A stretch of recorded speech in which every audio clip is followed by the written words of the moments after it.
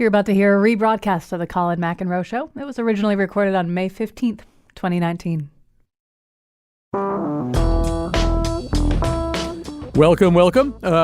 We have a very interesting, provided I do my job correctly, we have a very interesting show today where we're going to be talking, as we have many times in the past, much to our good fortune, with Adam Gopnik, who is, of course, a regular writer for The New Yorker. His newest book is 1,000 Small Sanities, The Moral Adventure of Liberalism. And yes, I mean, these days, hardly anybody ever runs as a liberal anymore. If you go back to the 2018 election cycle, there were a lot of people running as progressives, including people who were not by any means progressives. But you didn't hear a lot of people saying, oh, I'm a liberal, I subscribe to the precepts of liberalism.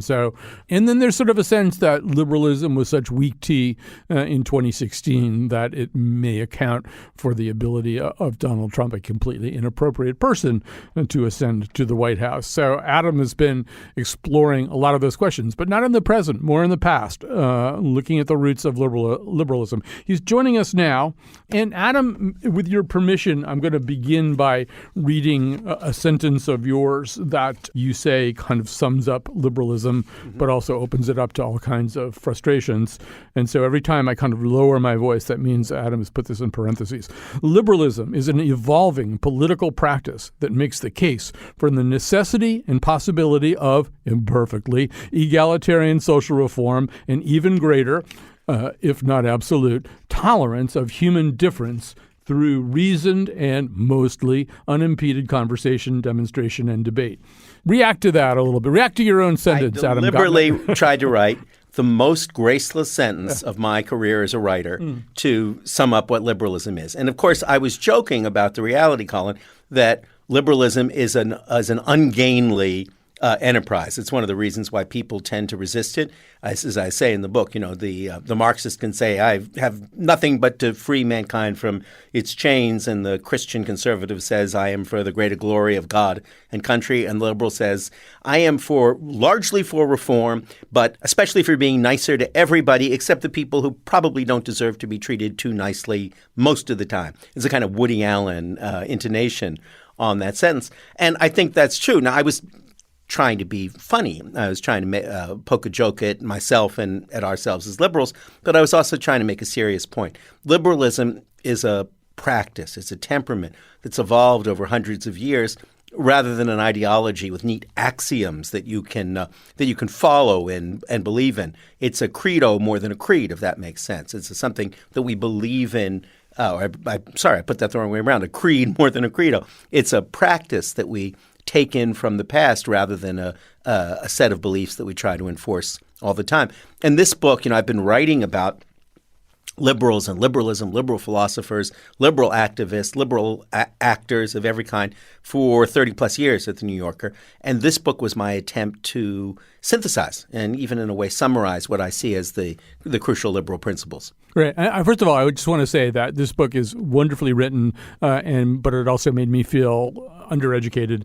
And I mean, the breadth and depth of this book and the characters who run through it. And they're not it's not about Paul Wellstone, it's about John Stuart Mill and Chrissie Hynde, who, of course, always talked about in the same sentence, Bayard Rustin, Galileo and his father, a lute player who knew, Shakespeare, Montaigne, Frederick Law Olmsted, Hartford Boy, holla, Georgia Eliot, Philip Roth. So this is, you looked for inspiration among some of the historical thinkers who created the wellsprings of liberalism, but also you turn to the arts and the humanities an awful lot in order to find people who could articulate your theses. That's exactly right, Colin, because it seems to me liberalism, as I say, it is a temperament, and liberalism and humanism are deeply joined. And one of the points of this book is that humanism preceded liberalism, and humanism always will precede liberalism. Our desire, our movement towards compassion, our movement away from hierarchy, our sense that social sympathy with other people is enough to build a country around, to build a state around. Those are all humanistic impulses that are part of liberalism, but preceded. Humanism comes before liberalism. I say someplace, my daughter thought it was too neat a soundbite that social contacts precede the social contract. But it was my attempt to take an essayist license, exactly, and say, I'm not going to write you a philosophical treatise. I'm going to write you an essay about the great liberal spirits who have illuminated the world. And as you say, they include novelists like George Eliot, a painter like Manet, every bit as much as they include the philosophers you'll encounter in a political science class.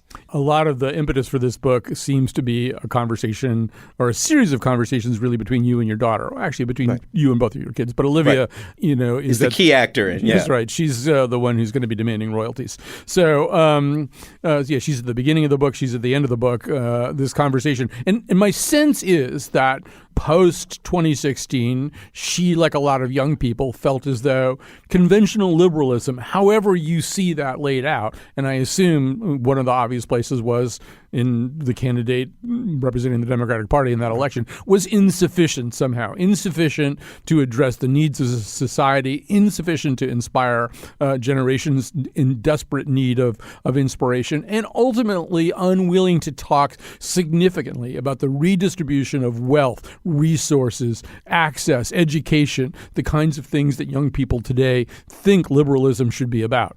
Absolutely. I mean, the real joke, though, Colin, I should add, is that Olivia, in the course of these 3 years, has moved decisively to my right as this all has happened, as she's been exposed, particularly to particular kind of vacuous kinds of academic leftism.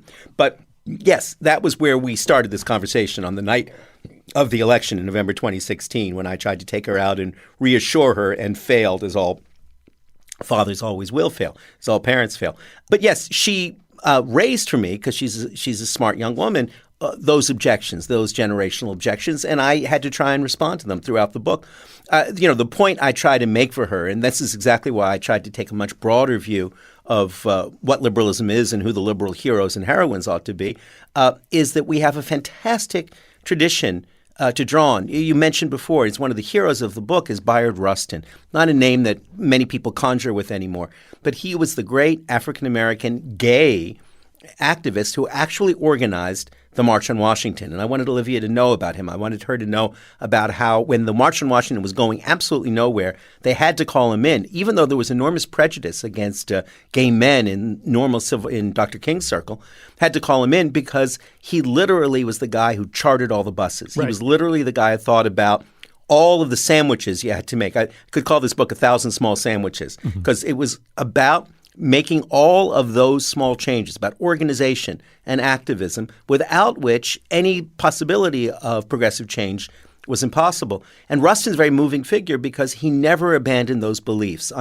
He was arrested and imprisoned 25 times in his life, but he believed in what he called democratic means constitutional measures. That was his and nonviolent action. Those were the 3 dance steps in his idea of liberalism. And that's not somebody who was occupying a frightened center. He wasn't somebody who was some kind of tepid middle of the roader. He was the key activist in the greatest struggle for human freedom in our history, the civil rights movement. But he saw it entirely in liberal terms, in terms of building coalitions, pursuing the small sanity immediately at hand to make a large change. I wanted Olivia's generation to know about him. Yeah, and for those who don't know about him, I would recommend the Jervis Anderson biography. I forget what it's called, but it's really good. It's fantastic. Yeah. Yes, an old New Yorker writer. There you go. So, but you need 2 things, right? You need the guy who knows how many sandwiches are needed and where the porta potties are going to go, or at least where people are going to go to the bathroom, and all that kind of stuff. And he has to be animated, as you say, by spiritual and intellectual vigor in the form of those 3 dance steps. But that's not enough either. Ultimately, you need the visionaries, the ones who are able to set people aflame with their rhetoric, with their ideas, with their promise of a different future. Rustin by himself is never going to be enough, is he?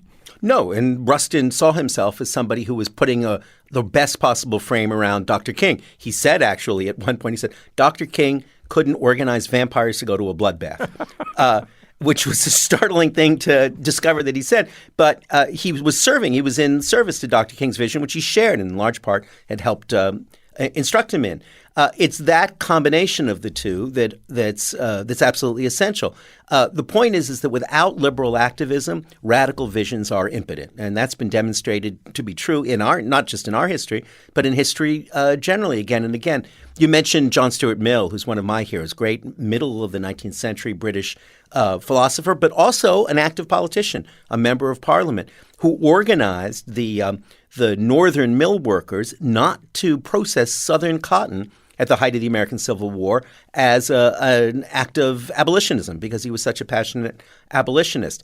Again, that's not middle-of-the-road activism. That's classic true liberal activism that involves actually pursuing the sanity at hand for the cause of a greater good. And I tried to include figures like that in this book so that there'd be no absence of that kind of radical prophetic vision. Frederick Douglass, who I wrote a long essay about for The New Yorker earlier this year, is obviously a crucial figure from an American point of view. Because what makes Douglass so fascinating is that he's both. He's both radical prophet and liberal politician within one skin. He was uncompromisingly, obviously, anti-slavery, and he believed that slavery would have to be abolished by any means necessary. At the same time, he rejected John Brown's plan for pointless invasion and allied himself with Abraham Lincoln, not only during Lincoln's lifetime, but afterwards was content to be a Republican in those days when the Republican Party was the liberal party,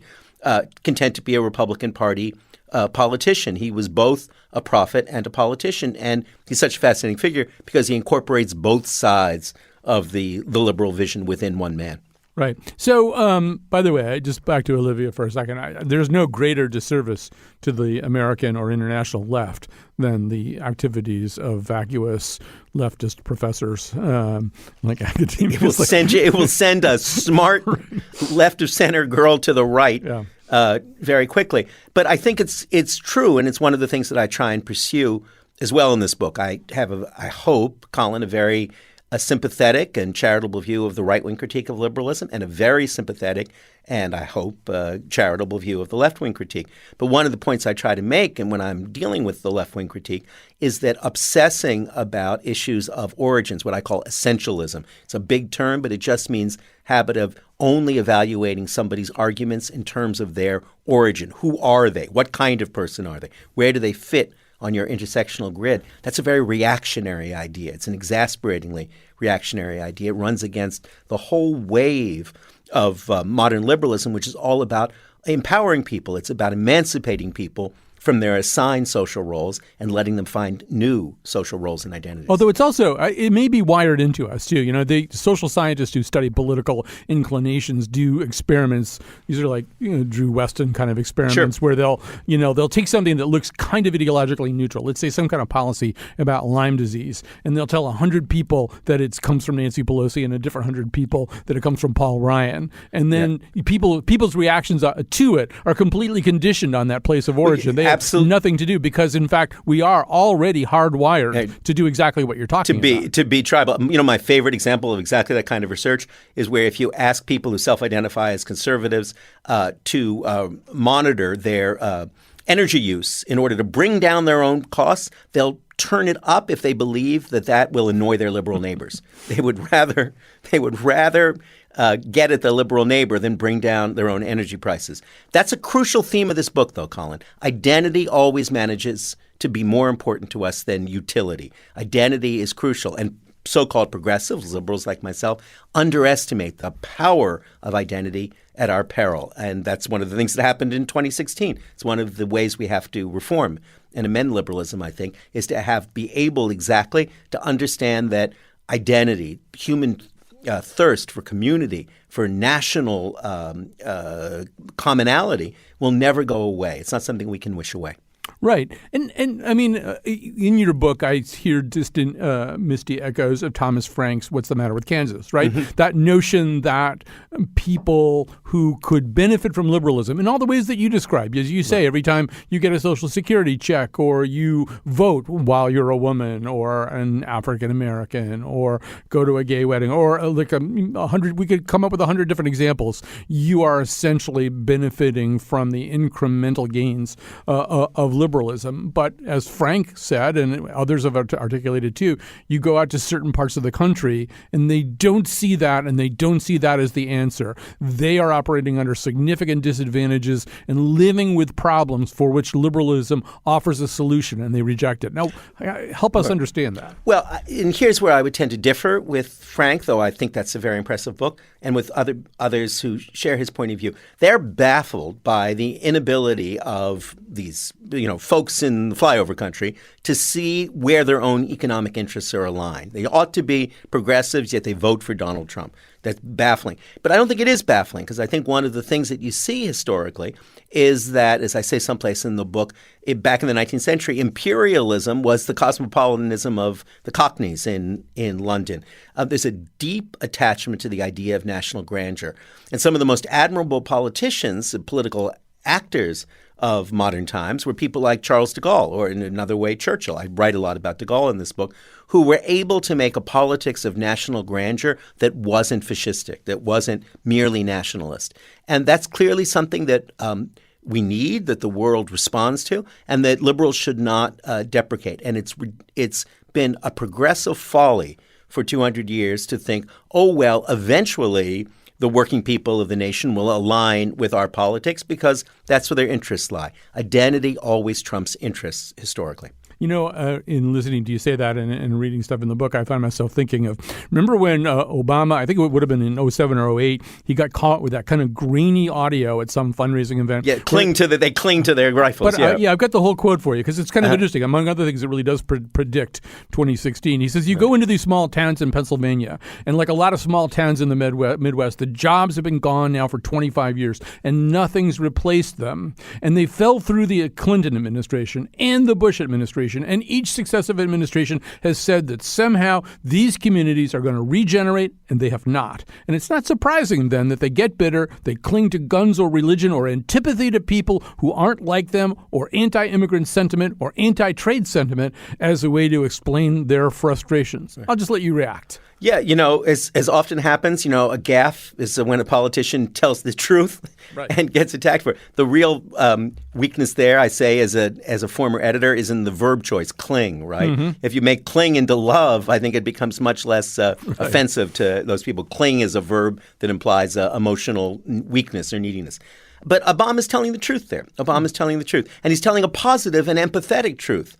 In fact, not at all a condescending truth. What he's saying is that you cannot be surprised that people who have been deprived of meaningful work or a sense of positive progress where they live and in their own communities will therefore turn to symbols of autonomy and independence and power, like the gun, like the flag, like Donald Trump, odd as that is, may seem to us, to find meaning, and that search for meaning should never be condescended to because it's deeply human. And I think that Obama was right about all of that. Now, the question is, what do you do about it? In other words, yes, it anticipates 2016, but that's not the only thing it can anticipate. And the work of politics is not to come up with rhetorical solutions saying you all should align with us because that's where your economic interests are. The real work of politics and of really good politicians is to be able to say, yes, I recognize your complaint. I recognize and I acknowledge your misery, but I can show you a better way than waving a flag or a red hat. That's hard work, and great politicians are there to do that work. Every liberal politician of any stature has always had to try and do that work, building a coalition among fundamentally unlike kinds. I give an example just to suggest how entrenched what we sometimes now call identity politics are in our history. There's a great memo that Clark Clifford, presidential counselor, wrote for Harry Truman in 1947 saying, here's how you can win in 1948, even though everyone says you can't. And it just lists what were then called pressure groups and what you have to do to placate the farmers and the workers and the Jews and the Irish and what were then called the Negroes. And you put together a coalition that way. And that, I think, is the work of liberal politics. It's exactly why I say it's a temperament rather than an ideology. It's a practice rather than a set of fixed beliefs. We always have to try and build coalitions in which people's identities and their hunger for identity can be put to the uses of empathy and broadening compassion rather than simply to the practice of hate. So, that whole idea of the origin of an argument either damns or blesses it in the view of the person listening, it kind of gets into nomenclature, too. I always feel like a lot of liberal ideas are kind of like root canal. If people called it something else, they wouldn't be quite as scared of it. Root canal just sounds really scary. And so, we had that incredible moment where in polling, people rejected Obamacare but said they were in favor of the Affordable Care Act. Right. That the name of it was what was really important. So you take a thing like the Affordable Care Act, and I always say that people say that they don't like poetry, and then they hear like the Auden poem in Four Weddings and a Funeral or some Stop All the Clocks. Yeah, and people go, "That's great. What is that? Can I get a copy of that somewhere?" And that's been the case with healthcare reform, right? People who didn't want government meddling in healthcare now in polling overwhelmingly support the Affordable Care Act. But people like me who aren't as tolerant as incrementalism as you are, Adam, see the Affordable Care Act as essentially a failure. Didn't do enough, didn't have a public option, didn't blah, blah, blah, blah, blah. So I don't know, react to that. I mean, the Affordable Care Act, I would assume, is Gopnikism, writ large. No, actually it isn't. And let me, because I want to clarify that actually. I have been fighting on paper, which is the way I fight, for a Canadian model, national health insurance, for 30 years. I wrote my first piece about it in the New Yorker in the mid-'80s. I did a long debate with Malcolm Gladwell about the virtues of Canadian healthcare in 1999. So I'm on the Bernie Sanders side of this particular argument, having grown up in Canada. It makes sense. But I recognize that national healthcare came to Canada in specific circumstances of the Great Depression in the 1930s and then through the mobilization of the Second World War. It took a specific path. There were 1,000 small sanities at work to make that happen. And they're not immediately at hand for Americans. You can tell Americans that we would all be better off with national health insurance, but they look at their private insurance, and understandably, they have the natural human inclination to stick with what seems to be working. It's in all of us, talking about those things that are implanted in us, and they're reluctant to do it. I would point to the success of Medicare. It couldn't be a more deeply entrenched American institution than Medicare, which is national health insurance, Canadian style, for elderly people. You can build on that. I mean, I would have thought it would have been wiser to kind of creep downward from Medicare and make the entry age younger and younger over a period of time. They tried that, and Joe Lieberman. This is the whole theory. Everything that's wrong with America is Joe Lieberman's fault, and that's one of those things, right? That was exactly the idea. Joe Lieberman couldn't win in Florida in 2000, and he couldn't do there. Yeah, and that was frustrating, and it's hugely frustrating, right? But we will always be facing those frustrations. It's an important point, I think, Colin. Put it a little abstractly, but it speaks directly to the healthcare issue. Incrementalism is a necessary consequence of pluralism. There are going to be a lot of people in a country who are suspicious of, allergic to social reform, no matter how logical and necessary it is. And they are going to object. That's what happened when Massachusetts, if you remember, elected a Republican senator out of fear of what Obamacare might bring, if you recall at that strange moment. We can't wish that away. The classic radical leftist solution for that is to suppress the people who disagree with you.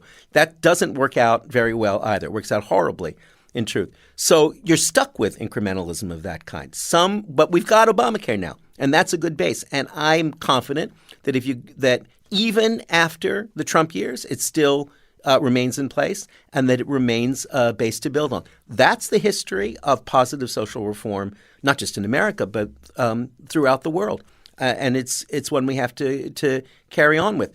I tend to agree, let me add just one more thing here, with Mayor Pete, that where real reform is necessary for America is in the democratic deficit that we suffer from, which is reflected in everything from the Electoral College to the formation of the Senate and so on.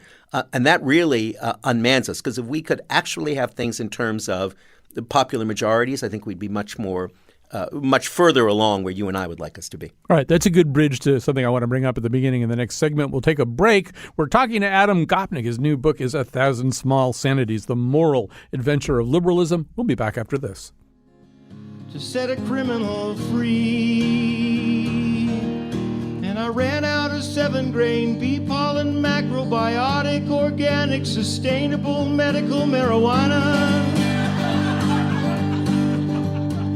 my jerking knee. Do you know how hard it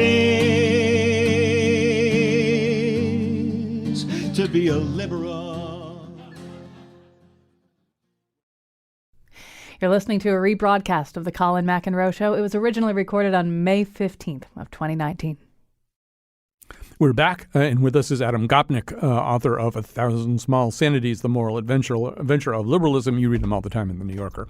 Adam, as we were winding up that first segment, you were talking about that notion of the kind of deficit of democracy. And so in the book, there's this one place where you're contrasting, or you're talking about the kind of dynamic tension between two thinkers of the past, Burke, the conservative, Montaigne, the liberal. And you say that they had obviously very, very different views of the world and of political philosophy, but those views are mostly contained within the level playing field and the safe playing field of parliamentary democracy. And then Burke freaks out because suddenly, heads are getting cut off, and the rules are gone, and the big idea is so big that it's an excuse for breaking all the rules. Yeah. Well, that feels like the democracy deficit we have right now, that the rules, like today, and I know you think that the disease of pundits is presentism, but here in the present, we've got a president who isn't going to follow any of the rules. I don't know if it's in service of a big idea or not. Listen, this book, I would not have written this book if we were not in a national emergency. Mm-hmm. And I recognize the severity of the national emergency as clearly as anyone does. And I am the last thing in the world this book is about is, calm down, it'll all go away. But what I am trying to say here is, okay, and I write all the time, as you know, in The New Yorker, about the national emergency, patting people over the head saying, pay attention, do not normalize things that will never be normal. Do not make acceptable things that are unacceptable, and so on. But I wanted in this book to ask another set of questions. Say, all right, what are the values we actually believe in? Mm-hmm. We can construct a mirror image of Trumpism, sort of progressive Trumpism, that is equally hysterical, equally intolerant, and equally ignorant of the best lessons of history. Or we can try to coalesce around values that liberal-minded people, and I include in this fight conservatives, what I think of as constitutional conservatives, who may not share our views on national health insurance, but who certainly share our views on the rule of law, or share our views on the necessity of liberal institutions like free press or freely functioning universities and so on. And those are the values that will be the ones that we can turn to in our resistance. I don't resist the word resistance, right? Mm-hmm. But as I wrote in a piece not long ago, resistance and resilience are parts of the same struggle seen at different moments. This book is about that resilience. What are the values we can turn to? Who are the heroes we can look at?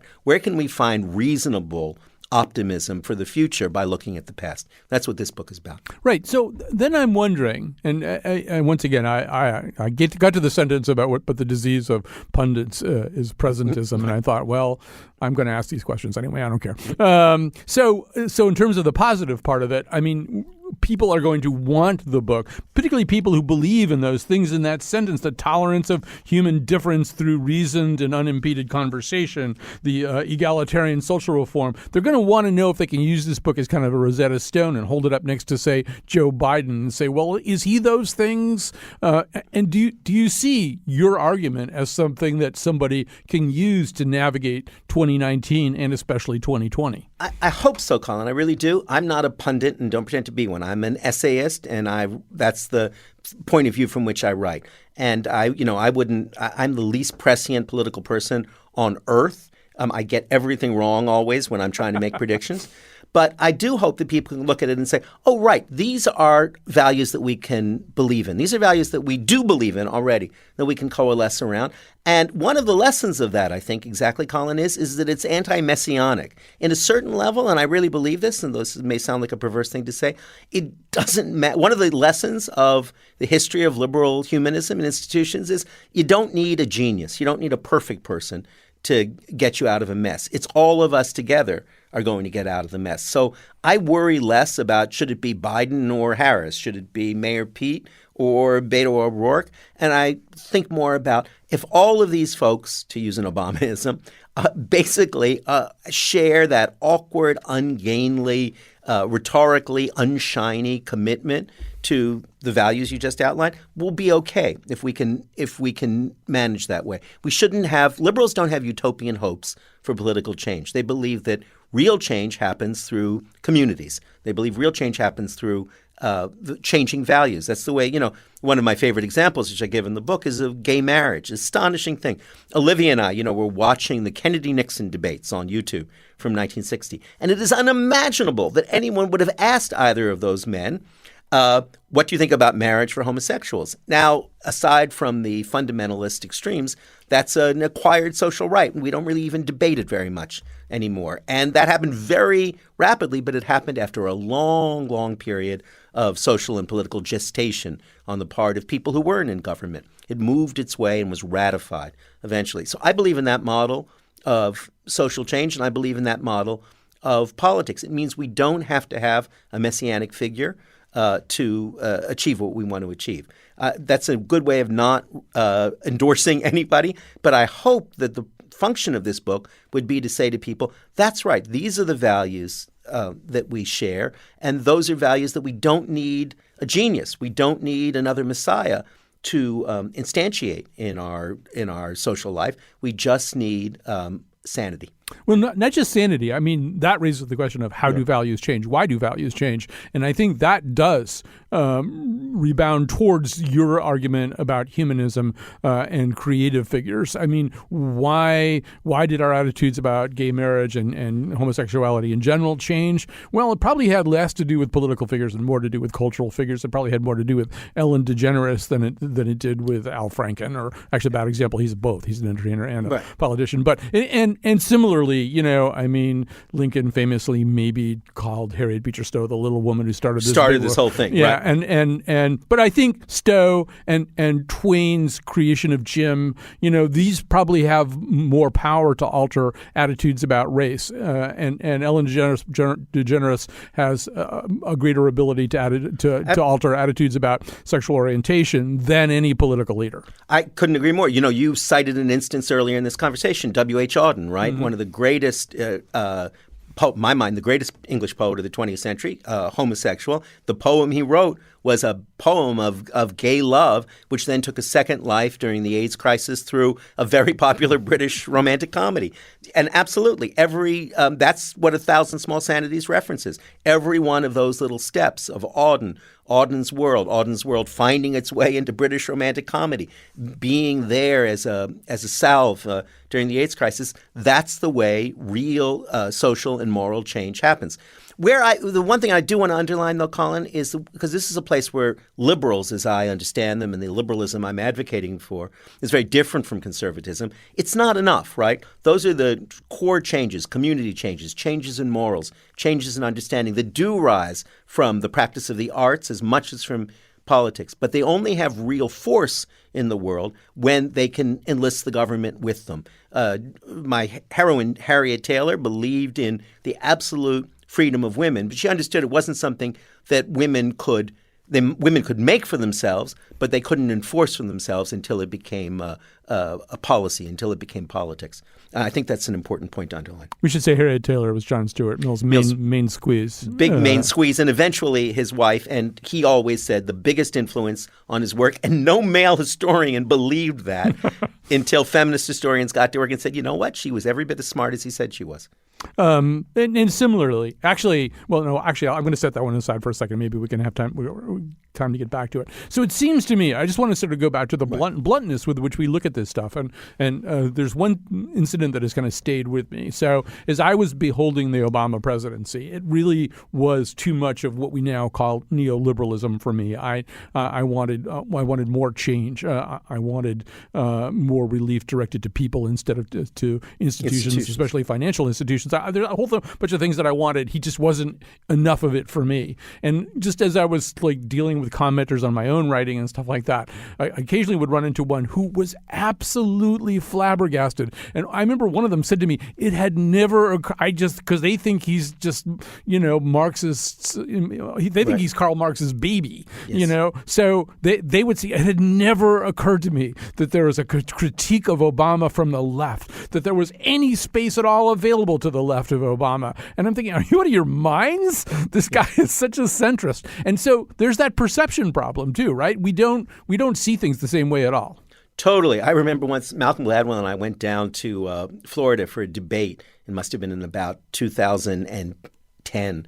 And we both were, as Canadians, took it for granted that Obama, exactly as you described, was an admirable, cautious neoliberal centrist. It seemed self-evident. And this was in a gathering in Southwest Florida, and the fury, the rage, the notion that Obama was the second coming of Red Emma Goldman was astonishing to me and instructive to me, right? Because it reminded me of exactly what I was talking about before.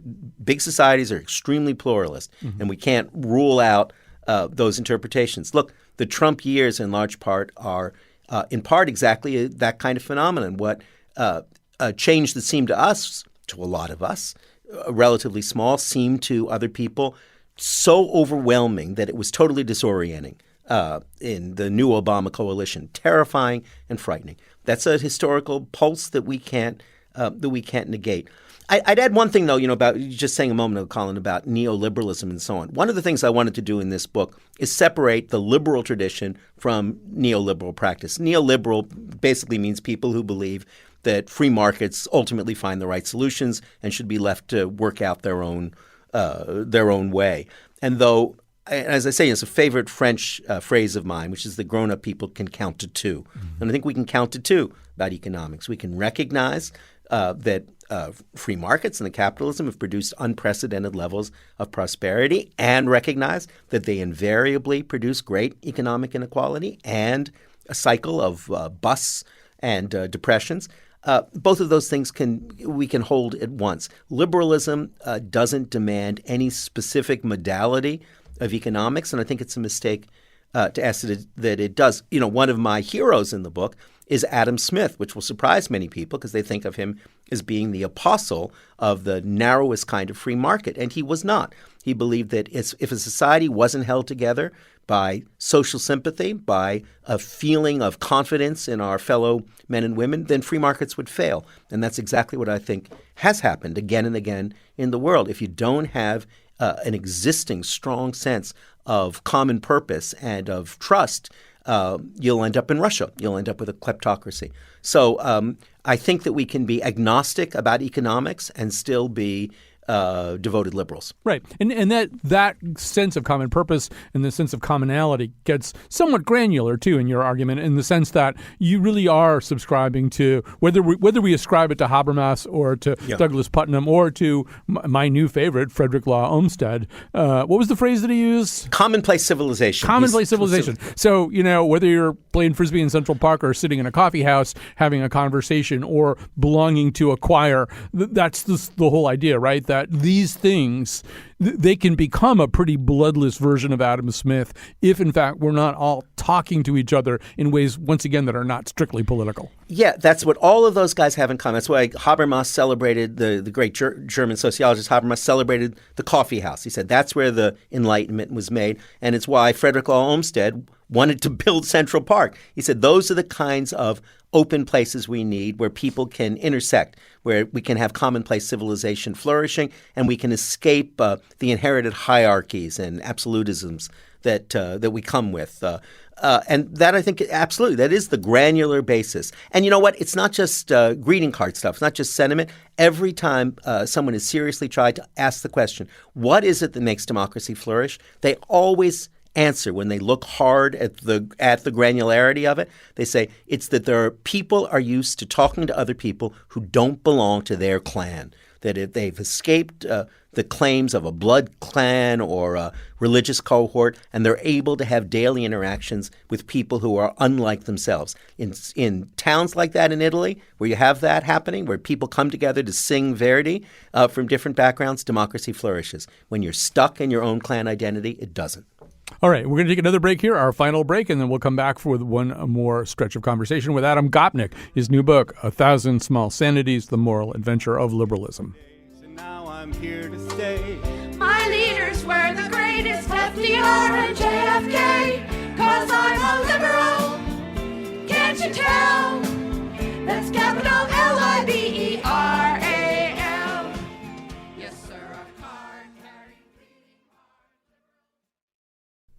You're listening to a rebroadcast of the Colin McEnroe Show. It was originally recorded on May 15th of 2019.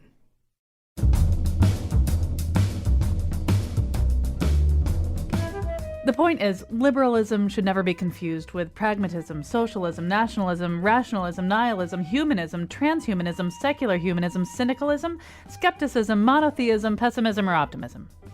Wait, now I'm confused. Today's show was produced by Betsy Kaplan and me, Kyone Wolfe. The part of Bill Curry was played by John Stuart Mill.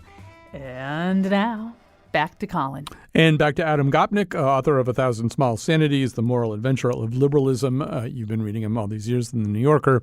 This is a new book. So one of the things, Adam, that I loved about this book, and the thing that is going to challenge me for a while, and that I really have to kind of think about and wrestle with, is the notion, and I hope I'm not misstating you, but that we look for kind of a single meaning out of everybody. So, I mean, you talk about how Voltaire gets blamed for a whole bunch of stuff, and then his enemy Rousseau gets blamed for the same things, and each one of them contains contradictions. At the end, you're with Philip Roth and talking about how Roth really does kind of articulate, a vision of ultimately returning to an American view of things, to an essentially, if not purely patriotic, at least a rooted in America viewpoint. Although if you think about American pastoral, it just couldn't end in a more bleak attitude towards being America. There must be some place better than this. This is horrible. So, but both things are there in Roth. And that's an interesting idea. And I think most of us, we tend to try to read everybody. We read political candidates. We read thinkers. We think, what is this person? And maybe that's a mistake. Yes, no, you've summed it up extremely well. We live within our contradictions. I begin the whole book with John Stuart Mill and Harriet Taylor having clandestine trysts by the rhinoceros cage at the London Zoo. And one of the very moving things about their love story is that she was married and wouldn't leave her husband, and they had to live within that contradiction. They had to reconcile that contradiction, and they did it, if not joyfully, they did it romantically, because they recognized that that's the nature of human existence. We are all, as Montaigne, the founder of what I think of as real modern liberalism, said, we are all double in ourselves so that we reject what we desire and we desire what we reject. So yes, I think that's one of the deep lessons that the liberal tradition I'm advocating for here has to point us, and we have to live within that contradiction. Now, that's not a prescription of complacency. I think certainly not for me, Colin. It's a prescription of a certain kind of modesty, and it's a prescription of pluralism. It's a prescription about keeping our ears open to counter evidence. It's about being aware of all the things that we fail to remedy. One reason why liberals believe not just in the possibility of reform, but the necessity of reform is that we're already being made aware of cruelties, social cruelties, that we had not noticed before. Just look at what's happened when thinking about transgender things in the last few years. We had a shared social blind spot about that, which is being remedied now, and so on. So in our understanding of the inevitable and irrevocable contradiction buried within human nature, we have the possibility of having not just a double, but a broadly expansive vision. I wonder what you think about that when I'm going to actually read from an op-ed piece in the New York Times last year. Within just a few years, many liberals went from starting to talk about microaggressions to suggesting that it is racist even to question whether microaggressions are that important. Gender identity disorder was considered a form of mental illness until recently, but today, anyone hesitant about transgender women using the ladies' room is labeled a bigot. Liberals denounce cultural appropriation without, in many cases, doing the work of persuading people that there is anything wrong with, say, a teenager not of Chinese descent wearing a Chinese-style dress to prom or eating at a burrito cart run by two non-Latino women. I think there are many people who feel that no matter how good these causes are, we're over-policed by a generation of outrage hobbyists and offense curators. I could not agree more with that notion. I think that that kind of social policing is illiberal for the most part. We can understand it and be sympathetic with it. But look, cultural hybridism is the nature of culture. All cultures are hybrid. All human beings are hybrid. That speaks to the doubleness we were talking about before. None of us have one identity. We all have multiple identities. We have different political identities, ethnic identities, sexual identities, and none of us should be pinned to one, and none of us should be prevented from speaking because of the possession of one or another of those identities. Because we're white men, for instance. That's one I'm sensitive about, right? So I think that that's right, and I think that to the degree that we try to shut down any conversation because we mistrust the origin of the speaker, we're participating in an illiberal action. The great triumph of liberal belief in free speech has been to say again and again, it doesn't matter who you are. It doesn't matter what your ethnic background is. You have a right to be heard. And we should not undermine that fundamental liberal belief by a suspicious need to police everybody's speech. We can endure a lot of bad talk. That's really the truth. We can all endure a lot of bad talk, and we can distinguish between speech we don't like and acts we can endure. There's a big difference between somebody insulting my ideology and somebody threatening my person. And that's a liberal distinction. We have to make it again and again. With only a few minutes left, I can't resist circling back to Olivia. So she's the one who gets this whole conversation going. In one sense, is at the beginning of the book, she's looking for change, not stasis. She's looking for a very particular kind of change, and doesn't feel as though anybody left of center is in any position to deliver that change. Now, you say that college, at least has temporarily, pushed her away from the left, but I don't know. As she regards the arguments that you make in this book. Not to make her a torchbearer for her entire generation, but how's that going over? Well, I directed the book to her. I spoke it out to her, and it was one of the great pleasures of my life was talking the book out loud and getting her responses, which I incorporated into the book in lots of ways. I think that inevitably there's an appetite in youth for romantic rebellion, and it's one of the healthiest sides of being young, and it's completely not just age appropriate, but epoch appropriate, and so on. But I was glad to see she had to write an essay on John Stuart Mill versus Karl Marx, because they're contemporaries. And I did not nobble the starter. It wasn't like the Kentucky Derby, right? I did not move the horse in any direction. I just shut up and waited to see what she would write.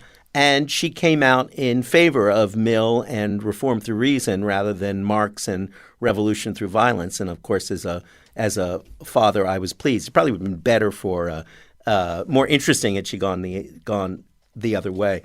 But I do think, look, she is one of a generation of kids who are at a crossroads trying to decide how to deal with the national emergency that we're in. And they're learning, the single most valuable lesson that either of my kids or my family, my immediate circle learned was when my son Luke went to work for the Max Rose campaign in Staten Island last year. And he had to learn, it was a lot tougher. They had to turn a deep red district blue.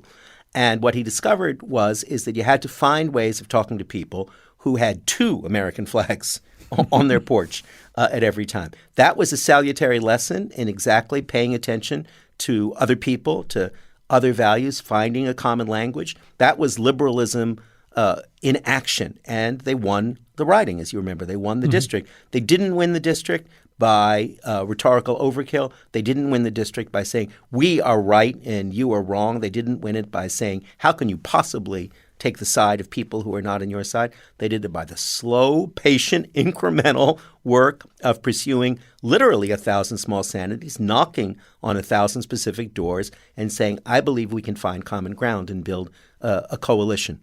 And they did. And they won. That, for me, was a truly salutary action. Well, Adam Gopnik, thank you very much for this conversation and for this book. And we both got through it without singing any songs from Hamilton. I think that was pretty impressive restraint. Do you know, Colin, I deliberately left Hamilton out of this book. I could tell. I'm a huge Hamilton fan because I thought it was too easy. We were talking about this a few months ago. Yeah, exactly. 1,000 Small Sanities. This is Adam Gopnik's new book about the past, present, and future of liberalism, the moral adventure of liberalism. Thanks for that. Thanks to Betsy Kaplan, our senior producer. She's the one who pulled this show together, and we will be back tomorrow.